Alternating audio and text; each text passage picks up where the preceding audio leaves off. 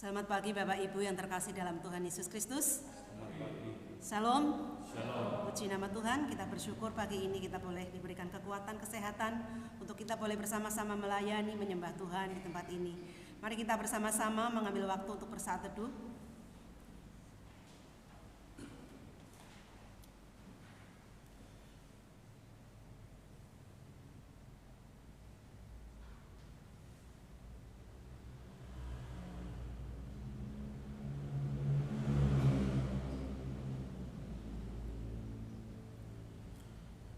Amin.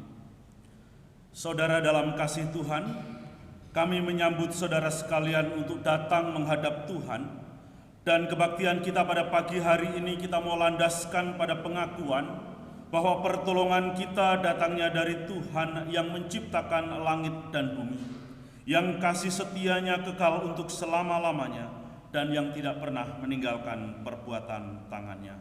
Amin. Tuhan berada di bait sucinya.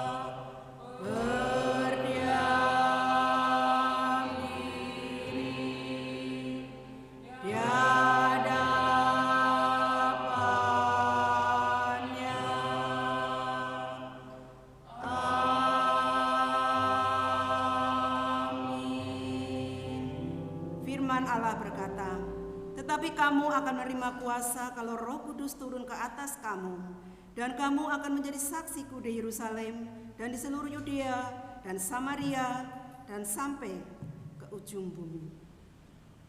Gloria Patri.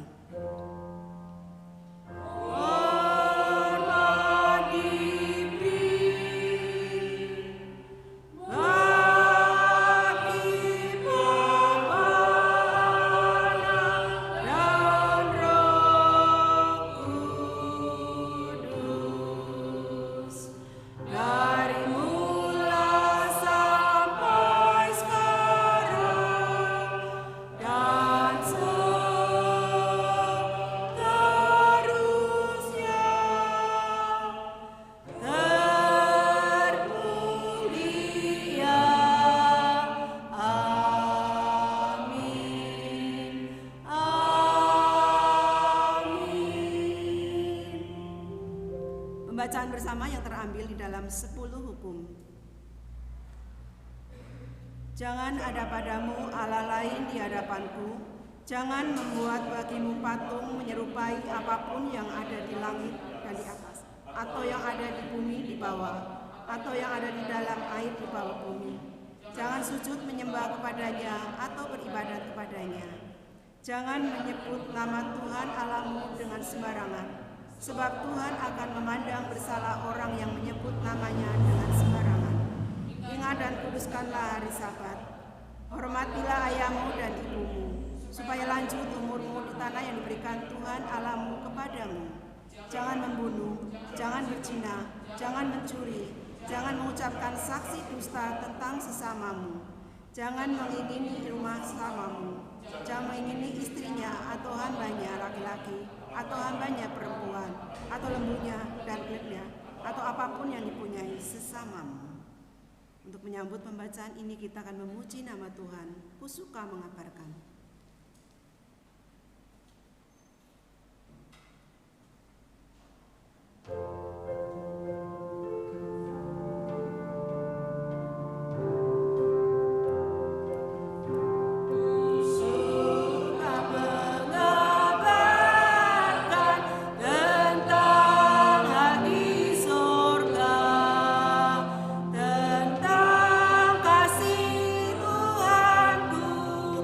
Yeah.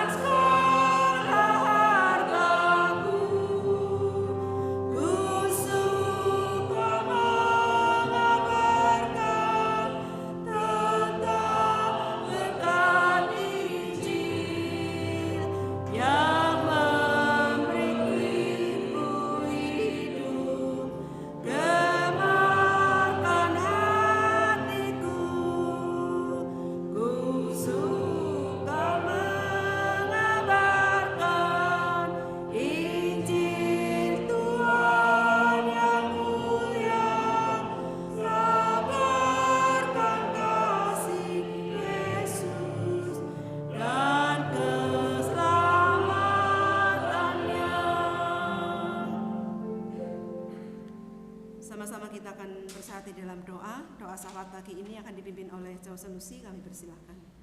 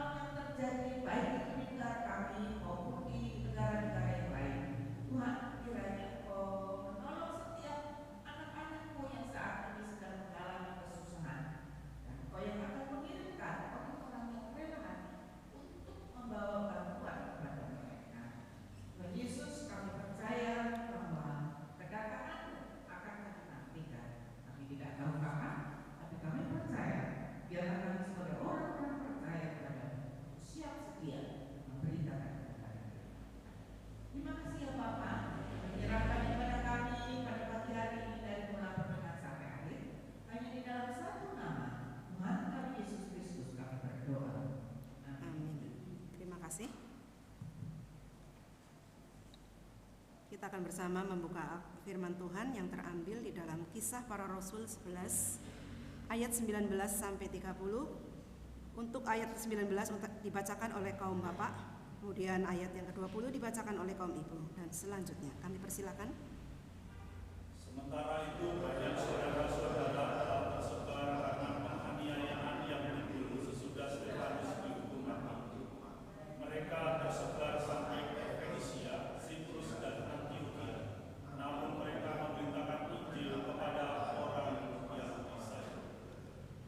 Akan tetapi di antara mereka ada beberapa orang Siprus dan orang Kirene yang tiba di Antiokhia dan berkata-kata juga kepada orang-orang Yunani dan memberitakan Injil bahwa Yesus adalah Tuhan. Dan tangan Tuhan menyertai mereka dan sejumlah besar orang menjadi percaya dan berbalik kepada Tuhan. Maka sampailah kabar tentang mereka itu kepada jemaat di Yerusalem, lalu jemaat itu mengutus Barnabas ke Antiokhia. Setelah Barnabas datang dan melihat kasih karunia Allah bersukacita, ia menasihati mereka supaya mereka semua tetap setia kepada Tuhan. Karena Barnabas adalah orang baik, penuh dengan Roh Kudus dan iman. Sejumlah orang dibawa kepada Tuhan. Lalu pergilah Barnabas ke Tarsus untuk mencari Saulus, dan setelah bertemu dengan dia, ia membawanya ke Antiokhia.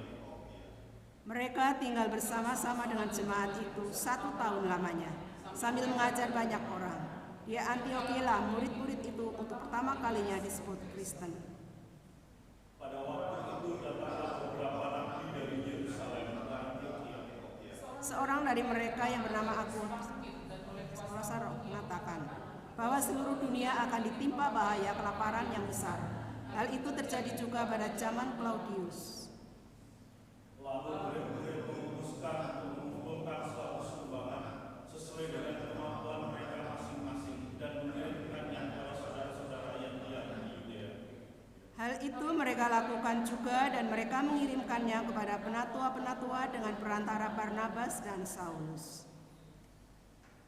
Sekian, terima kasih. Kita akan bersama-sama memuji kemuliaan bagi nama Tuhan sampai ke ujung bumi. Bapak Ibu dipersilakan untuk memberikan yang terbaik untuk Tuhan.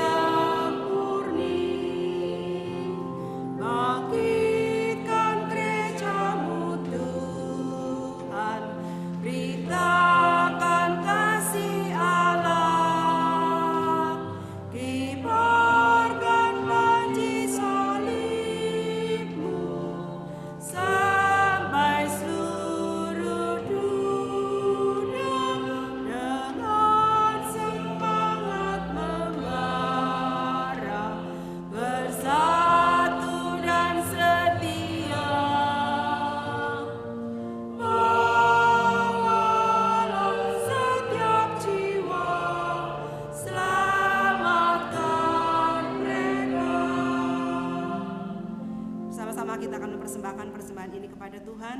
Doa syukur pagi ini akan dipimpin oleh Saudari Minggu.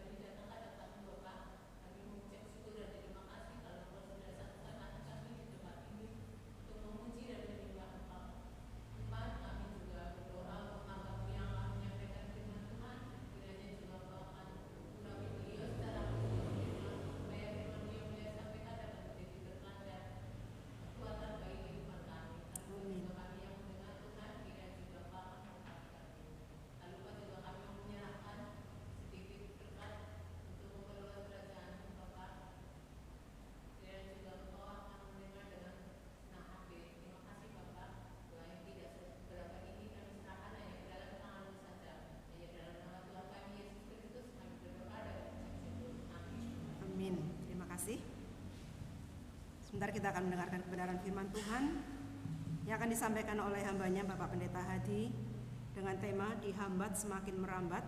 Kita akan mempersiapkan hati agar firman pagi ini benar-benar masuk di dalam kehidupan kita untuk kita menjalani sesuai dengan pimpinan Tuhan, dan kita mendapatkan kekuatan dari Tuhan untuk melakukannya. Namun sebelumnya kita akan mempersiapkan hatinya, kita akan memuji nama Tuhan. Firman-Mu pelita bagi kakiku.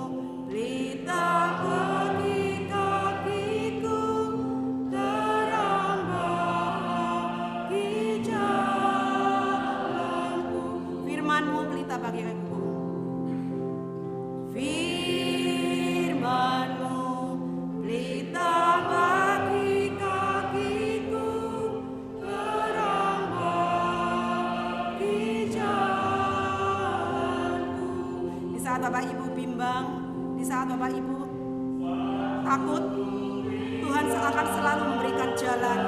Bahkan Tuhan selalu akan di sisi Bapak Ibu dan Saudara. Maka semua itu ya, Bapak Ibu dan Saudara, kita serahkan hidup kita sepenuhnya kepada Tuhan. Di mana kita berada, Tuhan selalu berkarya. Dimanapun kita berada, Tuhan selalu memimpin dan menuntun hidup kita.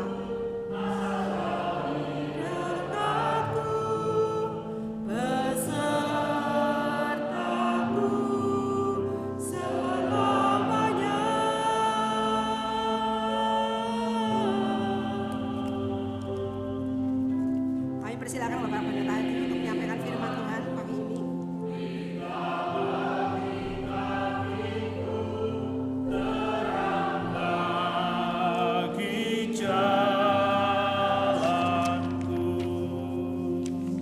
Jemaat sekalian, mari kita berdoa. Bapa kami yang di dalam surga, kami bersyukur Tuhan untuk kasih setia-Mu di dalam kehidupan kami.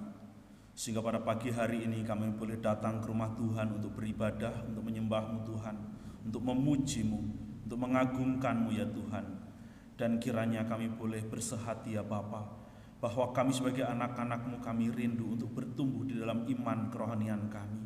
Sehingga kami pun senantiasa mau untuk mendengarkan akan kebenaran firman-Mu, mau untuk membaca dan merenungkan kebenaran firman-Mu, dan terlebih lagi juga mau menjadi anak-anak Tuhan, menjadi orang-orang Kristen yang menjadi pelaku firman Tuhan di dalam hidup kami.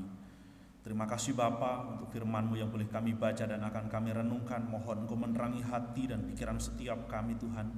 Berikan kepada kami pengertian akan firman-Mu supaya kami tidak hanya menjadi pendengar, tetapi kami juga menjadi pelaku-pelaku firman Tuhan. Urapi hamba-Mu, pakai hamba-Mu yang akan menyampaikan kebenaran firman-Mu, agar melaluinya firman boleh diberitakan. Terima kasih Bapa, di dalam nama Tuhan Yesus kami berdoa dan bersyukur. Amin. Shalom jemaat yang dikasihi oleh Tuhan. Kita sungguh bersyukur pagi ini boleh kembali beribadah kepada Tuhan. Dan tema kita hari ini yaitu dihambat semakin merambat. Dihambat semakin merambat. Kisah Para Rasul pasal 11 ayat 19 sampai dengan ayat yang ke-30. Tadi kita sudah membaca bersama-sama.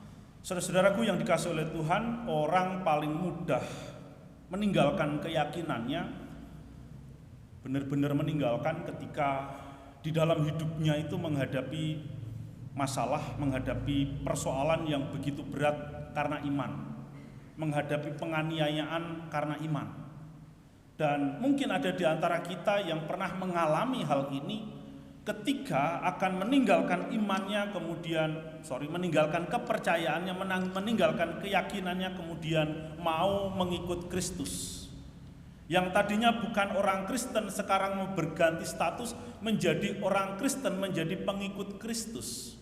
Tentunya ketika mengambil keputusan itu bukanlah sebuah keputusan yang mudah, tetapi membutuhkan satu keberanian, satu keyakinan bahwa apa yang akan diambil, keputusan yang akan diambil adalah satu keputusan yang benar, keputusan yang tentunya harus berani menghadapi segala konsekuensi. Mungkin akan diusir oleh keluarga, akan dimusuhi, ya. Mungkin juga dengan tetangga dan teman yang tidak seiman, yang tadinya bersama-sama sebagai orang yang satu agama, kemudian meninggalkan agamanya, itu membutuhkan satu pengorbanan yang sangat luar biasa, satu kesiapan mental yang sungguh-sungguh. Nah, di dalam bagian ini ketika kita melihat ataupun ketika kita mendengar ada orang-orang yang sedang mengalami penganiayaan karena imannya, mereka benar-benar memiliki satu kekuatan. Mereka tetap bertahan di dalam imannya, sehingga mereka mencari cara bagaimana supaya mereka tetap menjadi pengikut Kristus namun tidak mengalami penganiayaan. Bagian firman Tuhan yang tadi kita membaca bersama-sama, bahwa penganiayaan itu tidak terjadi hanya menimpa seorang Stefanus yang pada waktu itu dilempari batu, dirajam batu, dan itu terjadi di hadapan Saulus, karena Saulus juga adalah seorang penganiaya jemaat pada waktu itu. Di dalam bagian ini penganiayaan yang dialami oleh pengikut-pengikut Kristus atau orang-orang Kristen pada waktu itu bukan berhenti pada masa itu, tetapi terus berlanjut, terus berkembang.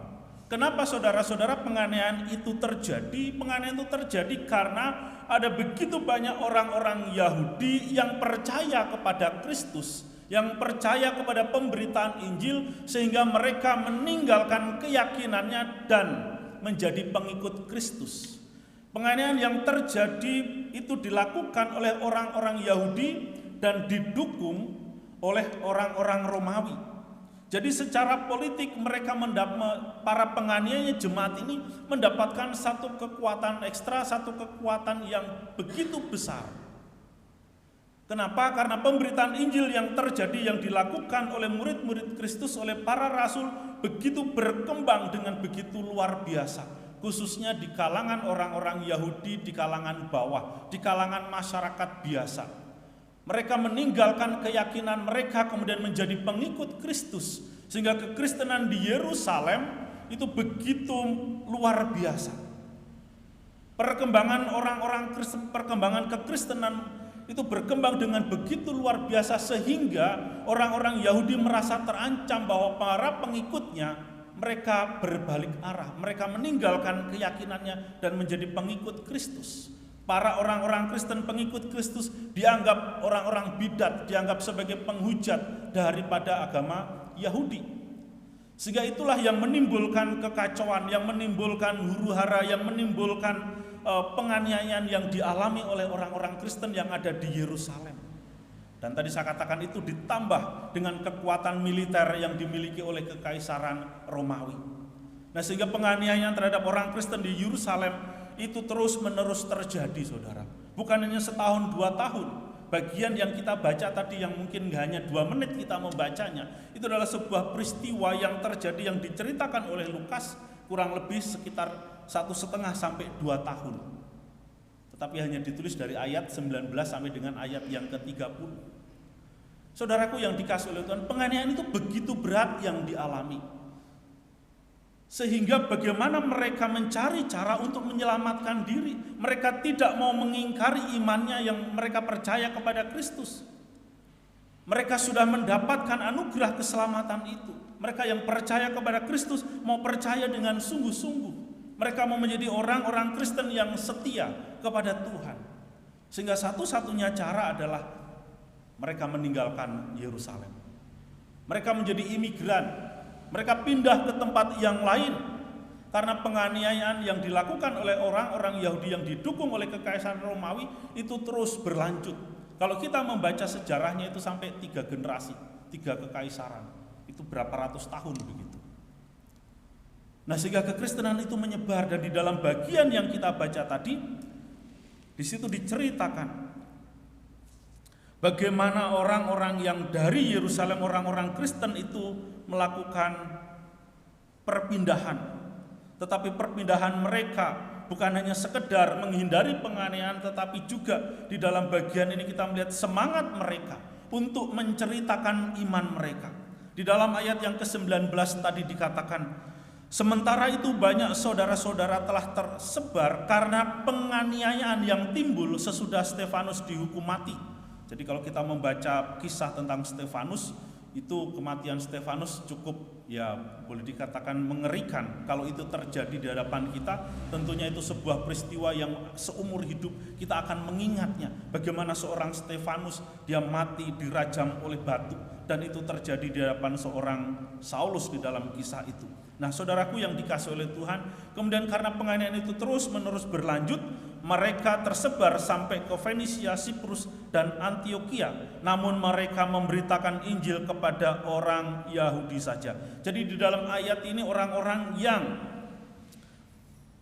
mengungsi, orang-orang yang pergi meninggalkan Yerusalem, mereka tidak meninggalkan imannya. Mereka tetap percaya kepada Yesus Kristus. Mereka tetap berpegang kepada berita Injil itu. Sehingga iman mereka semakin diteguhkan, iman mereka semakin kuat.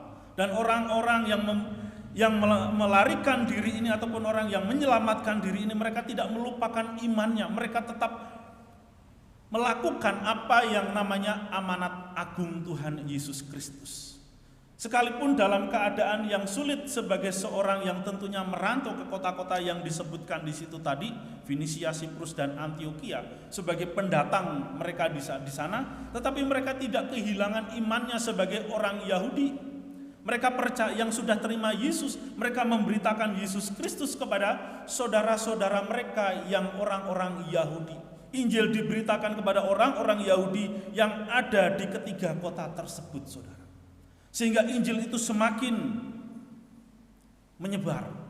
Sekalipun mereka tadinya dihambat, mereka dengan dianiaya, orang berharap ataupun orang memiliki tujuan ketika melakukan penganiayaan kepada orang-orang Kristen, kepada pengikut-pengikut Kristus. Pengikut Kristus itu Kristen, bukan Nasrani ya saudara. Jadi kalau saudara ditanya agamamu apa, katakan saya orang Kristen, bukan Nasrani. Karena dalam pemahaman saya Nasrani itu orang Nazaret, ya. Tetapi kita adalah orang Kristen karena kita percaya kepada Kristus. Dan di Indonesia tidak ada agama Nasrani. Yang ada adalah Kristen. Jadi secara hukum dan sosial kita ini ada dalam perlindungan gitu kan. Agama kita itu diakui oleh pemerintah. Kita orang Kristen, jadi kita bukan Nasrani. Jadi itu beda saudara. Kalau kita mendalami Alkitab itu berbeda sekali. Karena konsep Nasrani itu adalah orang-orang Nazaret yang di dalam Kisah Para Rasul itu pernah membuat satu huru-hara ketika Paulus ada di sebuah kota di situ. Nah, oke. Jadi kita sebagai orang Kristen saudara, penganiayaan itu bisa datang kapan saja dan di mana saja dalam berbagai macam situasi dan kondisi kehidupan kita. Tetapi di dalam bagian ini kita melihat bahwa penganiayaan, bahwa kekristenan itu dimanapun akan mengalami penghambatan. Kenapa? Karena kekristenan itu membawa dampak ataupun perubahan di dalam hidup seseorang. Kalau minggu lalu kita sudah melihat bagaimana seorang Cornelius yang hidup di dalam kesalehannya, tetapi dia tidak memiliki iman yang menyelamatkan itu. Allah mengingatnya. Kemudian diutuslah Petrus untuk memberitakan Injil. Jadi orang sesaleh apapun, kalau dia belum memiliki iman di dalam Yesus Kristus, belum percaya kepada Kristus, maka dia belum mendapatkan anugerah keselamatan itu. Dia belum hidup di dalam anugerah keselamatan dalam iman kepada Yesus Kristus. Apa itu bentuk kesalehan? Orang-orang yang bertobat adalah orang-orang yang saleh. Orang yang saleh itu orang yang kalau standarnya itu agak sedikit gampang begitu ya, kalau tadi kita sudah membaca 10 hukum Taurat. Orang melakukan 10 hukum Taurat itu sudah dapat dikatakan sebagai orang yang saleh.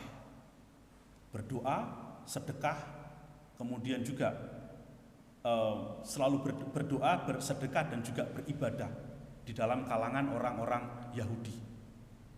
Semua agama itu mengajarkan tentang kesalehan itu. Tetapi soal iman itu adalah sesuatu yang berbeda.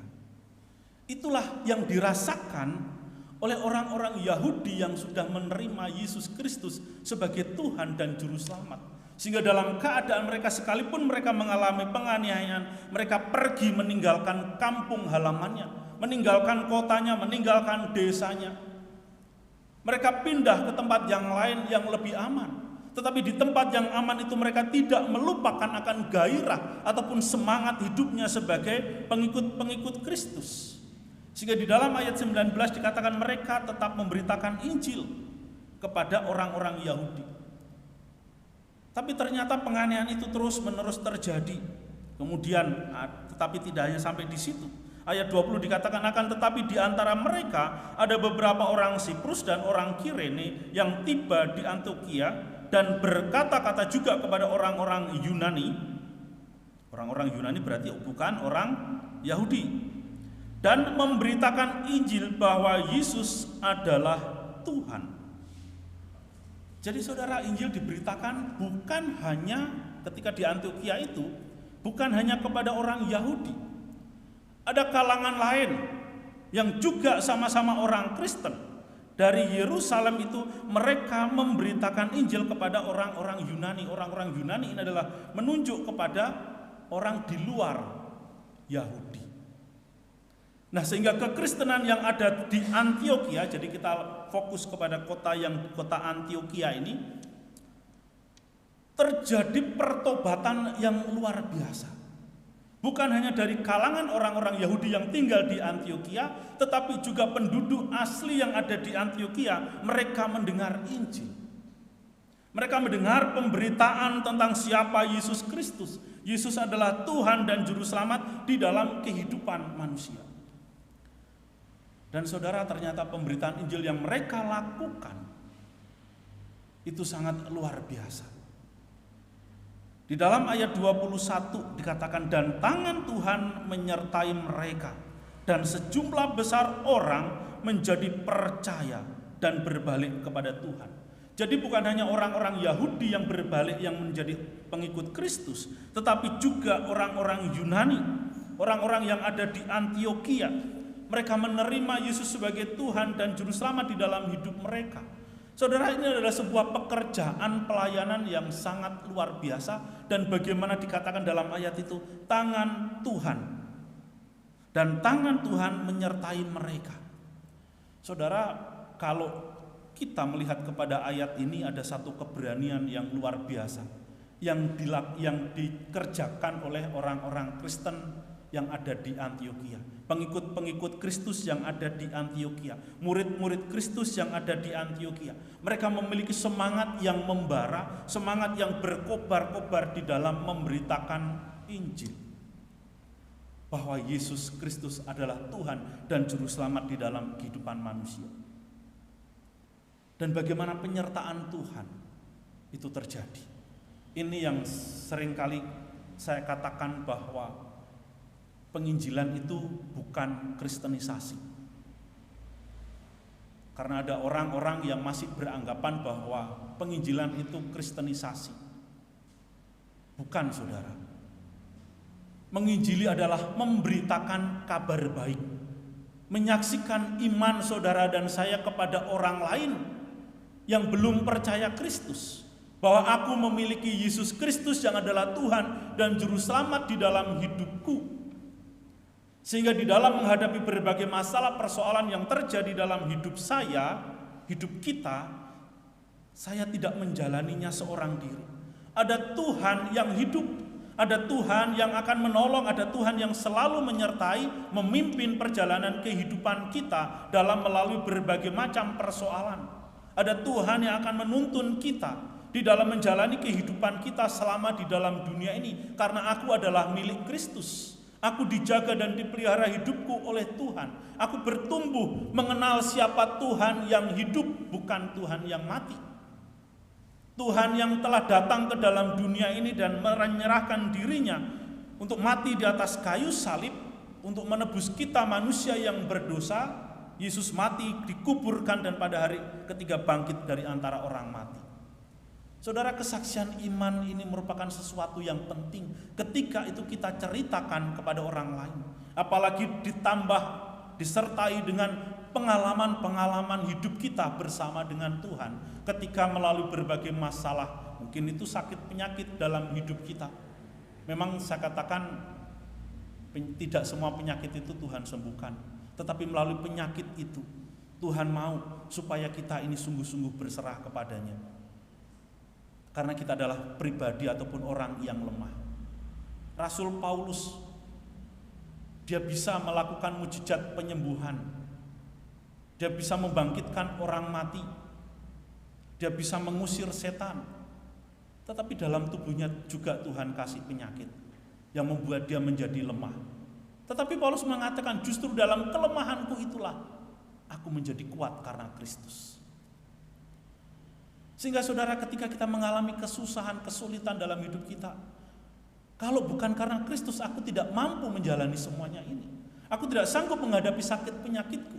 Kalau bukan karena Kristus, aku tidak sanggup menghadapi kesusahan dan kesulitan yang dialami oleh keluargaku. Kalau bukan karena Kristus, aku tidak sanggup menghadapi kesulitan ataupun masalah-masalah di dalam pekerjaan yang tengah surut atau tengah sulit. Dan masalah-masalah yang lainnya. Tuhan izinkan masalah persoalan itu supaya saudara dan saya menjadi kuat. Dan di dalamnya kita bisa menyaksikan akan Yesus Kristus. Sebagaimana yang dilakukan oleh orang-orang Kristen, pengikut-pengikut Kristus dari Yerusalem. Mereka dianiaya. Dianiaya itu bukan cuma sekali dipukul, 2 kali dipukul, tidak saudara. Kalau di dalam bagian ini Stefanus disebutkan, kita tahu Stefanus mati karena iman dan dia dirajam dengan batu. Belum lagi kengerian-kengerian yang lain kalau kita membaca sejarah tentang kekaisaran Romawi pada waktu itu. Bagaimana orang-orang Kristen itu ditangkap, kemudian diikat di tiang hidup-hidup, disiram dengan aspal. Untuk apa? Jadi obor. Ketika kaisar atau pembesar-pembesar Romawi itu mau mengadakan pesta. Penganiayaan yang terjadi terhadap orang Kristen pada waktu itu begitu mengerikan. Tetapi mereka tidak meninggalkan iman mereka. Mereka tetap setia kepada Yesus Kristus. Mereka tetap setia kepada imannya sehingga mereka bisa menyaksikan itu kepada orang lain yang dijumpainya. Dan bagaimana tangan Tuhan, artinya bahwa Tuhan menyertai mereka. Tuhan memimpin mereka. Tuhan memberikan keberanian kepada setiap mereka yang mau bersaksi bagi nama Tuhan. Sehingga disitulah kekristenan di Antiokhia itu berkembang dengan begitu pesat, dengan begitu luar biasa. Bahkan ada yang mengatakan kota Antiokhia adalah kota tempat di mana kekristenan itu sungguh-sungguh universal. Artinya kekristenan yang tidak dipisahkan oleh suku maupun ras ataupun golongan. Jadi semua orang golongan, ya bukan hanya dari berbagai macam suku. Kemudian golongan yang dimaksudkan adalah golongan sosial. Ya karena manusia itu dimanapun berada itu selalu menggolong-golongkan sosialnya. Sampai kita di Indonesia juga masih digolongkan ekonomi lemah gitu kan, ekonomi menengah, ekonomi atas. Secara ekonomi masih ada penggolongan-penggolongan itu. Kemudian di beberapa daerah ya suku itu ada kasta-kasta. Orang-orang Kristen yang ada di Antiokhia, mereka tidak memandang itu. Mereka berbaur menjadi satu sebagai anak-anak Tuhan, sebagai orang-orang Kristen yang hidup di dalam iman dan kesalehan. Saudara, kesaksian hidup yang luar biasa adalah ketika orang Kristen hidupnya bukan hanya di dalam iman, tetapi juga dalam kesalehan. Iman dan kesalehan ini harus berjalan beriringan. Karena minggu lalu saya katakan bahwa kesalehan tanpa iman itu tidak berkenan kepada Tuhan, tetapi iman tanpa kesalehan itu omong kosong. Orang-orang Kristen, orang-orang yang percaya karena pemberitaan Injil, mereka hidup di dalam iman dan kesalehan mereka. Sehingga inilah yang menjadi satu kesaksian yang hidup, bukan hanya melalui kata-kata, tetapi juga melalui perbuatan mereka, melalui perilaku, melalui gaya hidup mereka yang diubahkan. Kenapa saudara? Karena Antiokhia ini adalah sebuah kota yang memang boleh dikatakan menjadi satu tantangan berat juga bagi orang-orang Kristen di sana. Karena Antiokhia juga adalah kota tempat di mana penyembah-penyembah dewa, penyembah-penyembah berhala itu juga tumbuh dengan suburnya. Tetapi kekristenan, anak-anak Tuhan yang mengalami penganiayaan yang pindah ke kota ini boleh membawa satu dampak yang luar biasa. Sehingga jemaat ataupun orang-orang pengikut-pengikut Kristus di sana, mereka terus bersaksi dan kehidupan mereka itu menjadi menarik bagi banyak orang untuk mengerti dan juga memahami siapa itu Kristus. Karena kehidupan yang didasarkan kepada iman dan kesalehan itu menjadi orang-orang yang di luar itu, mereka penasaran. Siapa sih yang mereka sembah sekarang? Tuhan mereka itu sekarang siapa? Atau boleh dikatakan dewa mereka itu siapa? Begitu bahasa kasarnya. Sehingga orang pengen tahu, pengen kenal siapa itu pengikut Kristus. Kok hidupnya sekarang berubah? Mereka tidak lagi menyembah berhala, tidak lagi menyembah dewa-dewa, tetapi mereka bersekutu, beribadah, membuat satu ritual keagamaan yang baru, yang berbeda. Dan itu menjadi sesuatu yang sangat menarik.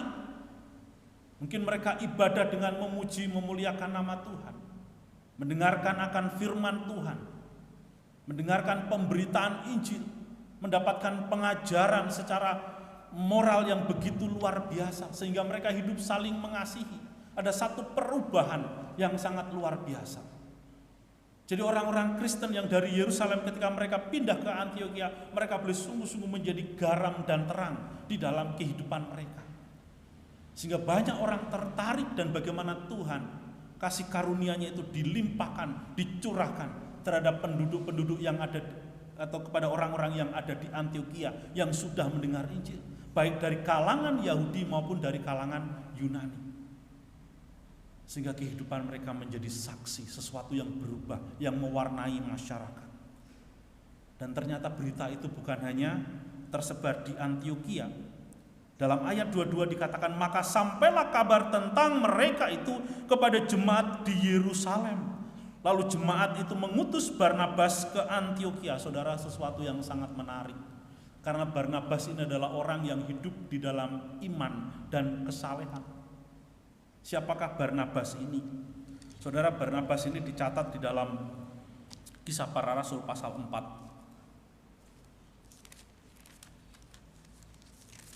Kisah Para Rasul pasal 4 ayat 36 dan 37. Salah satu jemaat mula-mula yang ada di Yerusalem, ayat 36 dan 37, Kisah Para Rasul pasal 4. Demikian pula dengan Yusuf yang oleh rasul-rasul disebut Barnabas, artinya anak penghiburan, seorang Lewi dari Siprus. Ia menjual ladang miliknya lalu membawa uangnya itu dan meletakkannya di depan kaki rasul-rasul. Wow, saudara, seorang Kristen yang luar biasa, pengikut Kristus yang luar biasa, yang dicatat, salah satu nama yang dicatat di dalam bagaimana cara hidup jemaat mula-mula, yang menjual ladangnya, kemudian meletakkan, mempersembahkan di depan kaki rasul-rasul. Apakah rasul-rasul butuh uang? Enggak. Tetapi bagaimana jemaat mula-mula itu mereka hidup susah. Jadi mereka saling berbagi, apa yang menjadi milik mereka menjadi milik bersama. Sehingga seluruh jemaat itu dapat bertahan hidup, dapat menghiburkan satu dengan yang lain, dapat saling menguatkan di tengah-tengah kehidupan ketika mereka mengalami penganiayaan itu. Itulah iman dan kesalehan seorang Barnabas yang mau dikatakan memberikan penghiburan, Ya, anak penghiburan. Artinya apa yang dia lakukan karena imannya itu memberikan penghiburan, memberikan kekuatan kepada seluruh anggota jemaat yang sedang dalam kesusahan. Jadi saudara, itulah iman dari seorang Barnabas. Sehingga Barnabas ini diutus ke Antiokhia. Untuk apa saudara? Ya tentunya untuk menggembalakan jemaat yang ada di sana, untuk memimpin ataupun juga untuk membawa ya jemaat yang ada di Antiokhia untuk lebih mengenal siapa Yesus. Kemudian ayat 20 dikatakan, setelah Barnabas datang dan melihat kasih karunia Allah, bersukacitalah ia. Jadi saudara, kedatangan Barnabas di sana tentunya membawa satu tugas yang penting. Bagaimana untuk mengumpulkan jemaat ataupun juga untuk membimbing jemaat supaya kehidupan mereka menjadi orang-orang Kristen yang semakin berdampak untuk kehidupan masyarakat. Jadi saudaraku yang dikasihi oleh Tuhan, saya pun meyakini sekalipun di Antiokhia itu tidak diceritakan tentang bagaimana kehidupan, apakah mereka mengalami penganiayaan atau tidak. Tadi di depan saya katakan bahwa secara umum kalau seseorang itu mau meninggalkan keyakinannya ataupun meninggalkan agamanya yang lama dan beralih kepada agama yang baru, khususnya kepada agama Kristen, menjadi pengikut Kristus, tentulah tidak semulus seperti kita membacanya. Orang-orang Yahudi yang ada di Antiokhia maupun orang-orang Yunani, tentunya mereka juga mengalami tekanan secara sosial. Mereka pasti dicibir sama tetangganya, dicibir sama saudara-saudaranya yang tidak mau bertobat. Mungkin juga mereka dikucilkan, mungkin juga mereka mengalami bullying begitu ya, dibully oleh tetangganya dan lain sebagainya. Karena ada yang mengatakan bahwa, ada yang menafsirkan sebutan Kristen itu adalah bertujuan untuk membuli, untuk mengejek pengikut-pengikut Kristus yang ada di Antiokhia. Sebutan Kristen kepada pengikut Kristus itu adalah bentuk ujaran kebencian yang disampaikan oleh orang-orang di Antiokhia yang tidak suka kepada kekristenan. Tetapi kata bullying ataupun kata hujatan ataupun gelar yang tidak mengenakkan itu justru dipakai kemudian oleh setiap kita sebagai pengikut-pengikut Kristus, dan kita mengatakan kita adalah orang Kristen. Sesuatu yang disematkan yang bertujuan untuk menghina karena Kristus, itulah yang dipakai oleh orang-orang yang diterima bahwa aku adalah sebagai pengikut Kristus. Jadi saudara, ketika di Antiokhia ada Kristen, itu bukan sebagai satu ungkapan kebanggaan, tetapi itu adalah ucapan yang menunjukkan kebencian. Tetapi hal itulah justru dipakai untuk menjadi identitas diri sebagai pengikut-pengikut Kristus yang harus terus-menerus hidup untuk memuliakan akan nama Tuhan. Sehingga ketika ketika Barnabas melihat bagaimana orang-orang yang menjadi pengikut-pengikut Kristus itu menjadi orang-orang yang sungguh-sungguh mau hidup untuk Tuhan, ia menasihati mereka supaya mereka semua tetap setia kepada Tuhan Yesus Kristus.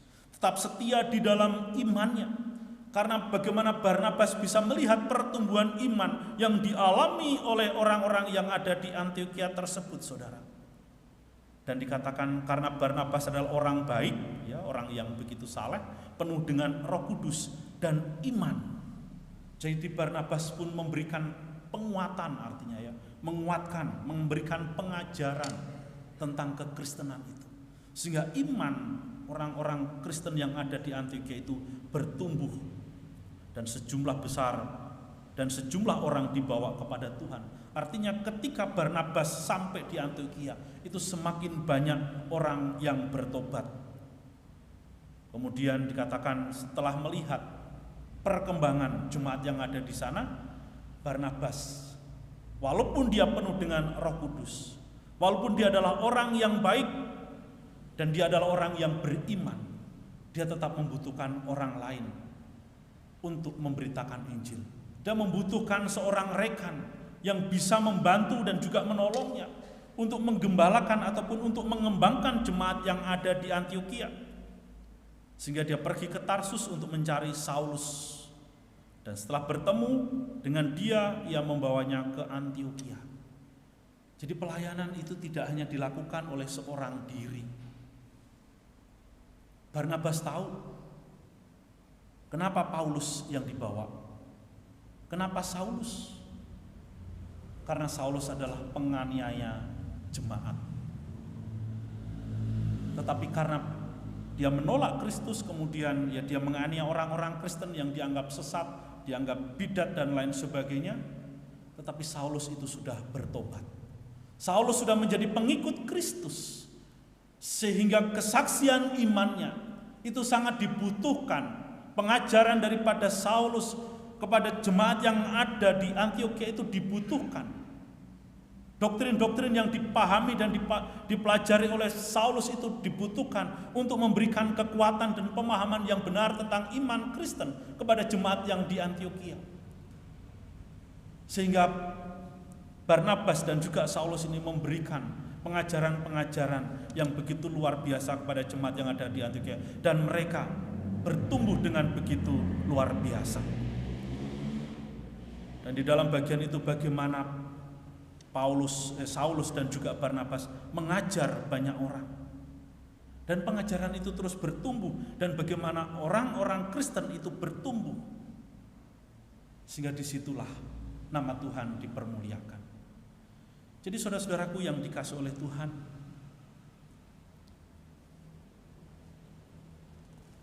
Tuhan tidak memandang siapa kita. Tetapi ketika saudara dan saya sudah hidup di dalam iman kepada Yesus Kristus, ada satu tanggung jawab yang harus saudara dan saya lakukan di dalam kehidupan kita. Bahwa melalui apapun yang saudara dan saya alami hari ini, kita harus terus membangun relasi kita dengan Tuhan. Saudara dan saya harus membangun relasi dengan anggota jemaat yang lain, bekerja bersama-sama di dalam mewujudkan akan pemberitaan Injil yang Tuhan sudah berikan, yang sudah Tuhan tugaskan di dalam hidup saudara dan saya.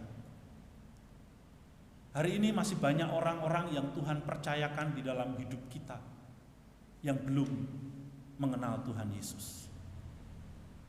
Itu adalah tugas dan tanggung jawab saudara dan saya, untuk mengenalkan siapa Yesus di dalam hidup orang lain melalui kesaksian hidup kita. Kita jangan hanya dikenal sebagai orang yang saleh, yang rajin berdoa, rajin baca firman, rajin berbuat baik, tetapi kita malas memberitakan siapa Yesus di dalam hidup kita. Sebagai orang yang beriman kepada Yesus Kristus, sebagai orang Kristen, saudara dan saya memiliki tanggung jawab itu. Hidupilah imanmu. Saksikanlah siapa Yesus Kristus yang sudah menyelamatkan saudara dan saya dari belenggu dosa. Saudara, memang itu bukan sesuatu yang mudah, karena ada stigma atau tanda ataupun sesuatu yang melekat dalam pikiran kita. Kalau aku memberitakan Injil, itu berarti kristenisasi. Enggak, saudara. Ketika kita belajar dalam bagian ini, bagaimana tangan Tuhan itulah yang membuat seseorang itu bertobat. Tetapi bagaimana orang itu akan bertobat kalau tidak ada yang memberitakan Injil kepada mereka? Seringkali saya katakan bahwa memberitakan Injil adalah tanggung jawab saudara dan saya. Soal orang mau bertobat, terima Yesus sebagai Tuhan dan Juru Selamat, itu bukan kita, tetapi itu adalah pekerjaan Allah. Itu adalah pekerjaan Roh Kudus. Saudara, apakah orang yang mendengar Injil di Antiokhia semuanya langsung terima Yesus? Enggak, saya yakin enggak. Tidak semua, mungkin ada yang menolak. Itu sesuatu yang biasa, sesuatu yang lumrah. Tetapi tugas dan tanggung jawab kita adalah beritakanlah Injil. Oleh sebab itu saudara, membangun kehidupan yang beribadah dan bersekutu itu penting. Mengapa? Karena ketika kita menjadi anak-anak Tuhan, menjadi orang-orang Kristen yang rajin beribadah, baik secara komunal, secara bersama-sama, beribadah di dalam keluarga kita, di dalam persekutuan kita, baik secara komunal maupun dalam keluarga, itulah yang akan memperkuat iman saudara dan saya. Ketika setiap keluarga-keluarga Kristen ini membangun imannya melalui mesbah keluarga, melalui beribadah bersama-sama dalam keluarga, melalui bersekutu bersama-sama dalam keluarga, maka iman keluarga itu akan bertumbuh. Jadi di dalam keluarga itu saudara dan saya memiliki tanggung jawab ini. Sehingga keluarga kita menjadi keluarga Kristen yang bertumbuh di dalam iman. Kita harus tetap setia kepada Tuhan, setia kepada iman kita, setia melakukan kebenaran firman Tuhan. Karena penghambatan itu bisa datang dari mana saja. Mungkin tetangga kita juga gak suka dengan kita sebagai orang Kristen. Mungkin juga kita dijauhi oleh tetangga-tetangga kita yang membenci kekristenan. Tetapi justru disitulah, ketika iman saudara dihambat, harusnya semakin merambat. Sama seperti orang-orang Kristen yang ada di Yerusalem. Mereka adalah orang-orang Kristen yang mau setia kepada Tuhan. Sekalipun mereka dihambat, mereka tetap menjadi orang-orang Kristen yang setia. Oleh sebab itu saudara, saya tidak tahu apa yang akan terjadi di dalam kehidupan kita. Buat kalian yang masih muda, itu akan banyak sekali gangguan-gangguan di dalam kehidupan kalian. Soal pekerjaan, soal pasangan hidup, soal jabatan dan lain sebagainya, pergaulan dan lain sebagainya, itu akan membawa pengaruh dan dampak di dalam kehidupan kalian sebagai orang-orang muda, sebagai remaja, sebagai pemuda hari ini. Perjalanan hidup kalian itu tidaklah mudah sebagai orang Kristen, apalagi kalau kita bilang di kota Purwokerto, kita termasuk minoritas. Tetapi justru disitulah ketika iman dan kesalehan kita wujud nyatakan dalam kehidupan sehari-hari, maka disitulah iman kita akan berdampak bagi orang lain. Yesus Kristus akan semakin kita beritakan di sana. Demikian juga dalam keluarga kita masing-masing. Saya tidak tahu penghambatan apa, masalah apa yang akan saudara-saudara alami dalam keluarga, di dalam pekerjaan. Karena iman kita, saya tidak tahu. Tetapi ketika Tuhan itu izinkan terjadi di dalam kehidupan kita, marilah kita meneladani orang-orang Kristen yang ada di Antiokhia ini. Orang-orang yang memberitakan Injil ke Antiokhia ini. Mereka tetap menjadi orang-orang yang setia kepada Yesus Kristus, setia kepada Tuhan. Mereka tidak kehilangan iman mereka. Mereka tidak takut menghadapi penganiayaan itu. Mereka tidak takut menghadapi penghambatan itu. Mereka tetap hidup di dalam iman percayanya kepada Tuhan. Karena mereka yakin dan percaya, dimanapun mereka berada, dalam segala situasi dan kondisi apapun, Tuhan ada bersama-sama dengan orang percaya. Demikian juga dalam hidup saudara dan saya. Apapun kesulitan hidup yang kita alami, karena iman kita, Tuhan tidak pernah meninggalkan kita. Tuhan akan memberikan kekuatan di dalam hidup saudara dan saya, supaya kita menjadi anak-anak Tuhan, menjadi orang-orang Kristen yang taat dan setia sampai akhir. Amin. Mari kita berdoa. Bapa kami yang di dalam surga, Tuhan, kami mengucap syukur untuk kebenaran firman-Mu yang boleh kami baca dan kami renungkan, di mana Engkau mengingatkan kami ya Tuhan, bahwa tantangan, kesulitan, penganiayaan Engkau izinkan untuk dialami oleh orang-orang yang percaya kepadamu, dialami oleh para pengikut-pengikut Kristus. Namun kami boleh belajar ya Tuhan, bahwa jemaat yang ada di Yerusalem ketika mereka pergi meninggalkan kampung halaman mereka karena penganiayaan, mereka tidak kehilangan iman mereka. Mereka tetap menjadi pribadi-pribadi yang setia kepadamu Tuhan. Mereka tetap menjadi pribadi-pribadi yang terus-menerus memegang kebenaran firman-Mu dan melakukan amanat agung, sehingga kehidupan mereka boleh menjadi saksi Penginjilan mereka boleh membawa dampak yang luar biasa di tengah-tengah kota Antioquia. Demikian juga Tuhan di dalam hidup kami tidak tahu hambatan ataupun penghambat apa yang saat ini kami alami. Mungkin dalam masalah keluarga, masalah ekonomi, masalah sakit penyakit. Namun kiranya Engkau menolong kami Tuhan, supaya kami boleh menjadi orang-orang Kristen yang mau setia kepada Tuhan. Dan ajar kami Tuhan untuk memiliki keberanian memberitakan Injil. Ajar kami Tuhan memiliki keberanian untuk membangun iman kerohanian kami secara komunal, secara kekeluargaan, dan juga secara pribadi ya Bapak. Supaya melalui kehidupan kami, melalui ibadah dan persekutuan kami boleh menyaksikan akan nama Tuhan. Oleh sebab itu Tuhan, hamba berdoa untuk setiap jemaat-Mu yang hadir pada pagi hari ini, apapun yang menjadi pergumulan mereka. Kiranya Tuhan terus menolong, Tuhan terus memimpin, Tuhan terus menopang, supaya anak-anak-Mu ini Tuhan menjadi pribadi-pribadi yang semakin kuat di dalam iman kerohanian mereka. Terima kasih Bapa, di dalam nama Tuhan Yesus kami berdoa. Amin.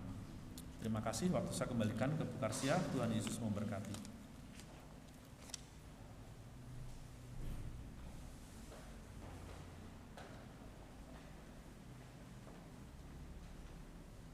Puji nama Tuhan, Bapak, Ibu, dan Saudara sudah diberkati lewat firman Tuhan yang sudah kita dengar. Kiranya kehidupan Bapak, Ibu, dan Saudara semakin diberkati, semakin diberkati, semakin diberkati lewat kesetiaan Bapak, Ibu, dan Saudara kepada Tuhan Yesus. Sehingga melalui kesetiaan Bapak, Ibu, dan Saudara, berkat hidup semua tidak terhambat. Kami mengucapkan terima kasih kepada Bapak Pendeta Hadi yang sudah menyampaikan firman Tuhan. Tuhan memberkati pelayanan dan juga keluarganya. Kita akan bersama-sama mengikrarkan iman kita kepada Tuhan melalui pengakuan iman rasuli.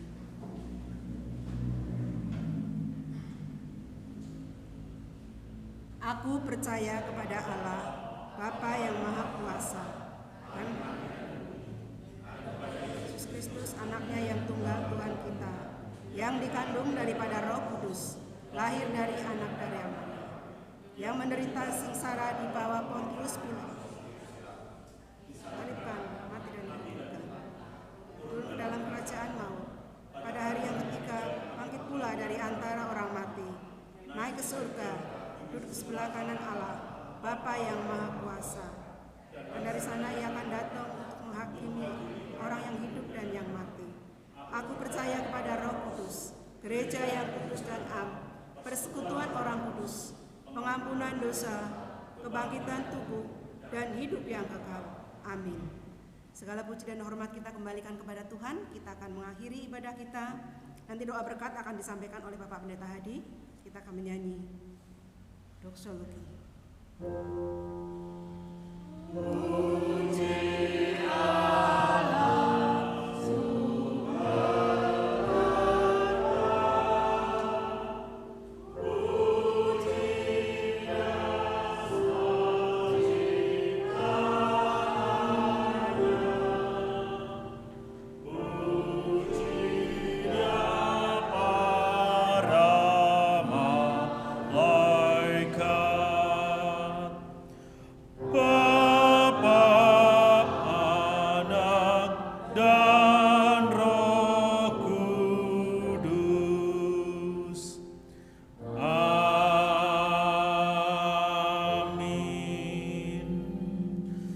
Yang dikasih oleh Tuhan, pulanglah, kembalilah ke dalam kehidupanmu sehari-hari, kembalilah ke dalam kehidupan keluargamu masing-masing, dan jadilah pelaku-pelaku firman Tuhan di dalam hidupmu. Arahkanlah hatimu kepada Tuhan dan terimalah berkat-Nya. Kiranya Tuhan memberkati engkau dan melindungi engkau. Kiranya Tuhan menyinari engkau dengan wajah-Nya dan memberi engkau kasih karunia. Kiranya Tuhan menghadapkan wajah-Nya kepadamu dan memberi engkau damai sejahtera dari sekarang sampai selama-lamanya. Amin. Amin.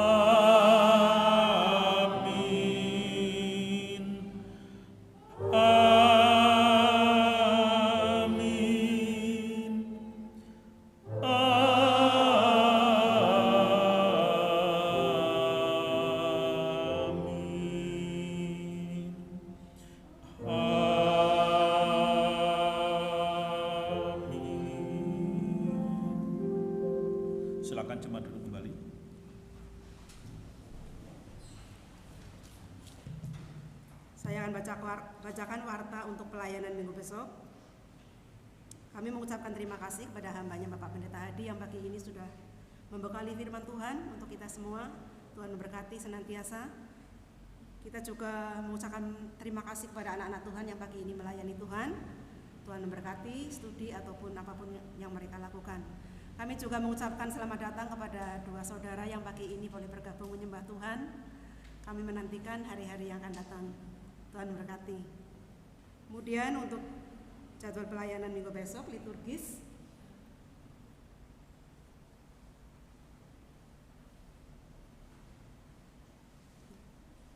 Evangelis Rita Purwanto, doa syafaat Ibu Henis, doa syukur Bapak Tanto, LCD Saudari Tiara, pemusik Saudari Ovi. Maaf itu salah ketik. Untuk persekutuan youth setiap hari Sabtu pukul 6 sore, ibadah sekolah minggu setiap hari Minggu pukul 9 pagi. Untuk kebaktian doa setiap hari Rabu pukul 6 sore. Dan untuk tanggal 19 tepatnya minggu besok pukul 10 ada pemberkatan nikah Saudara Alan dan Saudari Leni. Diharapkan Bapak Ibu dan Saudara untuk menghadirinya.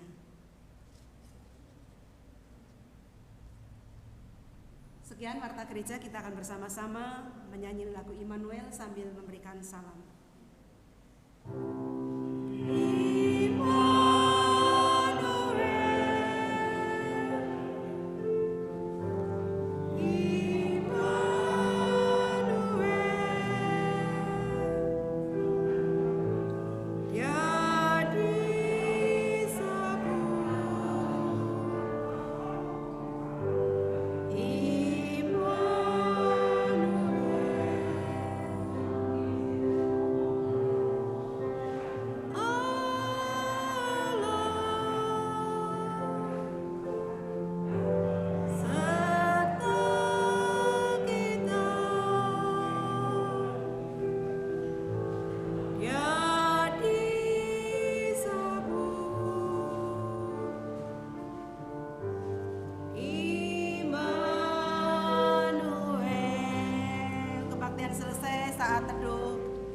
Selamat pada hari Minggu, Tuhan Yesus memberkati.